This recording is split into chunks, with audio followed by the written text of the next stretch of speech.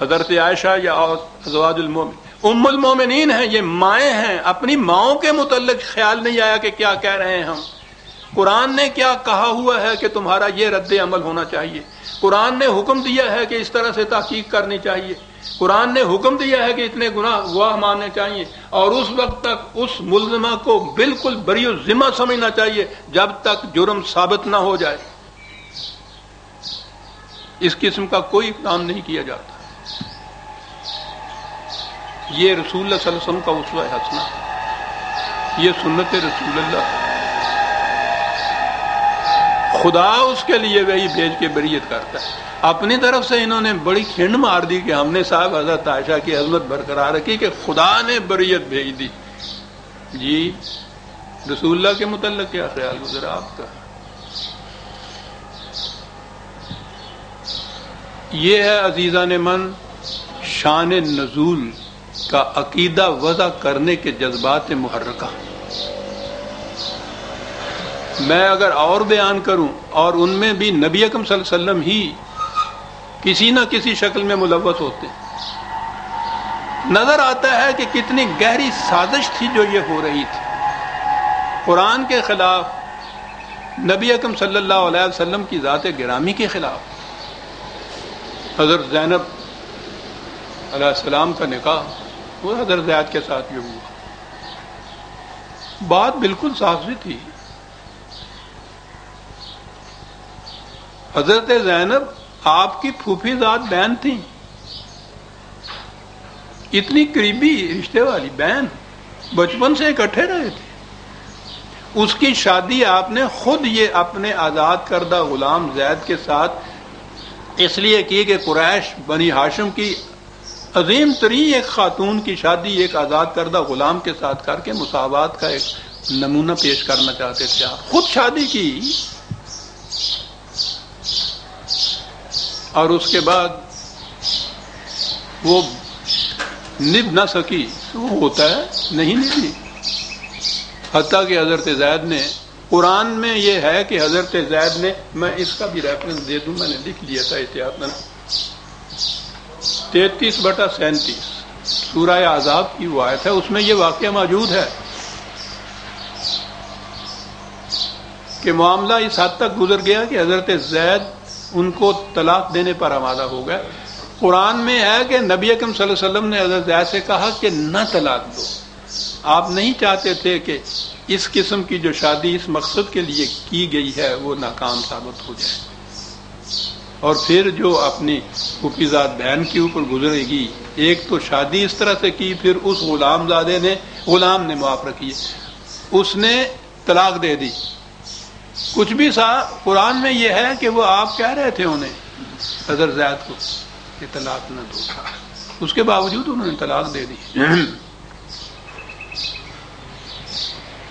تو یہ اتنا صدمہ گزرا تھا اس خاتون پر، حضرت زینب پر، کہ اس کی تلافی کے لیے اس کے بعد نبی اکرم صلی اللہ علیہ وسلم نے خود ان سے نکاح کر لیا۔ بات یہ واضح ہے، شان نزول معاذ اللہ، کہ ایک دن اس شادی کے بعد ایک دن نبی اکرم صلی اللہ علیہ وسلم حضرت زید کے گھر میں گئے، زید گھر میں نہیں تھے، ان کی بیوی یہی حضرت زینب، انہوں نے دروازہ کھولا، وہ سامنے آئیں، معاذ اللہ معاذ اللہ معاذ اللہ، تو حضور ان کو دیکھ کے، ان کے حسن کو دیکھ کے فریفتہ ہو گئے۔ پھوپھی ذات بہن ساری عمر ساتھ رہے ہوئے، خود شادی کی ہوئی، کسی غیر کے گھر میں جیسے گئے ہیں، دروازہ کھلا ہے، سامنے سے وہ نظر آ گئی ہے، فریفتہ ہو گئے اور چاہا کہ خود شادی کر دیں، اور زید سے کہا کہ ان کو طلاق دے دو تاکہ میں شادی کر سکوں۔ قرآن کہہ رہا ہے کہ آپ روک رہے تھے انہیں کہ یہ نہ کرنا۔ شان نزول جو ہے بخاری شریف وہ یہ کہہ رہی ہے۔ کیا کردار نبی اکرم صلی اللہ علیہ وسلم کا پیش کیا جا رہا ہے؟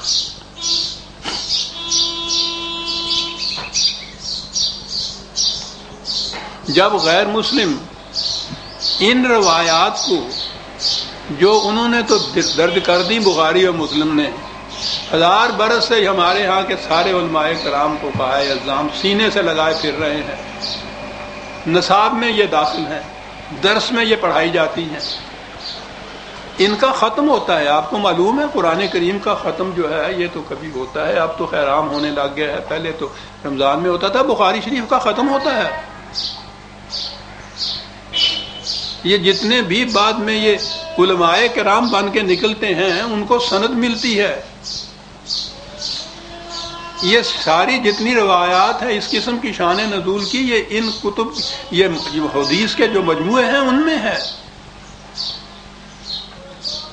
تو یہ آپ یہ جو غیر مسلم جب ان قسم کی روایات کو اکٹھا کر کے یا ویسے ہی پیش کرتے ہیں تو مسلمانوں کے جذبات مشتعل ہو جاتے ہیں، اور اس کے بعد یہ تقاضے ہو جاتے ہیں کہ یہ کتاب بین کی جائے، یہ بند کی جائے، اور اس کے بعد جو اور بھی ناموس رسالت کے ماتحت جذبات جس کے زیادہ مشتعل ہوتے ہیں وہ جو کچھ کر گزرتا ہے وہ بھی سب کچھ یہ ہے۔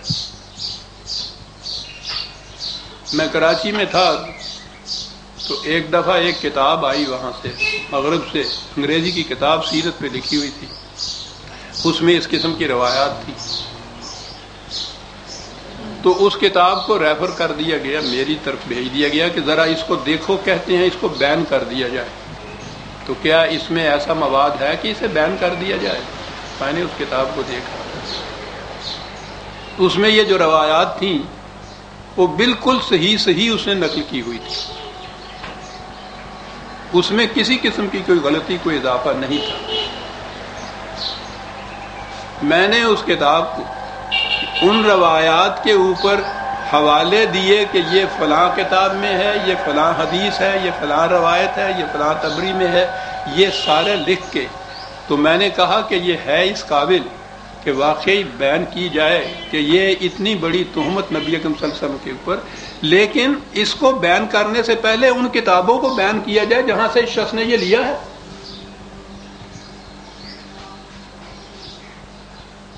وہاں ان کتابوں کے اندر جو یہ چیزیں موجود ہیں ان کو تو تم سر آنکھوں پہ لگاتے ہو، ان کے تو ختم کرتے ہو، ممبروں میں محراب پہ اسے دہراتے ہو، اور جو اس میں سے نقل کر کے اپنے ہاں درج کرتا ہو اس کتاب کو بیان کرتے ہو۔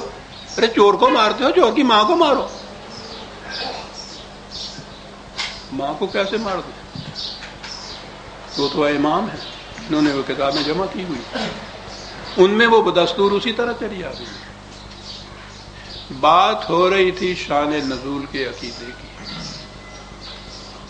آپ نے اب یہ خیال فرما لیا کہ یہ عقیدے کے وضع کرنے کا جذبہ محرکہ کیا تھا؟ گنجائش نہیں تھی اس قسم کی یہ تہمت تراشیوں کی، اس قسم کی افسانہ نگاریوں کی۔ اگر قرآن تک رہا جائے تو قرآن نے کوئی ذکر نہیں اس قسم کا کیا اپنے ہاں ان واقعات کے متعلق۔ یہ ساری چیزیں روایات کے اندر شان نزول بیان کر دیا کہ صاحب یہ تھی وہ بات، اس طرح اس پہ خدا نے وہ یہ احکام نازل کیا یا یہ آیت اتری تھی۔ اور اب ان آیات قرآنی کو انہی روایات کی روشنی میں سمجھا جاتا ہے، ان کا مفہوم ہی یہ متعین کیا جاتا ہے۔ یہ ہے شان نزول کی بات جو میں عرض کر رہا ہوں۔ قرآن کریم اپنی ذات میں خود مکتفی ہے، اس نے خود کہا ہے کہ ان لوگوں سے پوچھو کہ کیا یہ خدا کی کتاب تمہارے لیے کافی نہیں ہے؟ اس نے بڑی تحدی سے یہ کہا ہے یہ، اور یہ سینے پہ ہاتھ مار کے کہتے ہیں کہ بالکل کافی نہیں ہے، مجمل ہے، ناقص ہے، تشنا ہے، کمی ہے، اور وہ ساری چیزیں پوری کر رہی ہیں یہ روایات جو خاص مقاصد کے تابع وضع کی گئیں۔